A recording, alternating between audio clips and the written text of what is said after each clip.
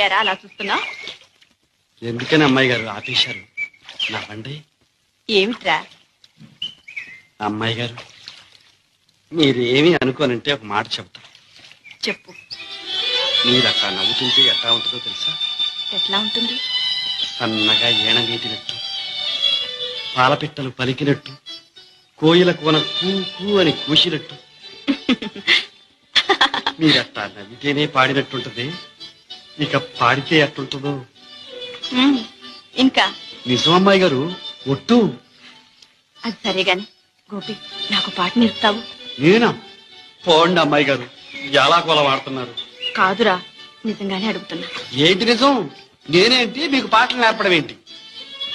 అవునరా, మా కాలేజీలో పాటల పోటీ పెట్టారు. అందులో ఒట్టి పల్లె పదాలే పాడాలట. మరి నీకు చాలా వచ్చుగా అలాంటి పాటలు. వస్తే నా లొల్లాయి పదాలు మీరు పాడతారేంటి? అలాంటివి పాడితేనే గెలుస్తాను, లేకుంటే ఓడిపోతాను. ఏంటే అమ్మాయి గారు ఓడిపోవడమే? అది జనంలో జరగదు. మరి పాట నేర్పుతావా?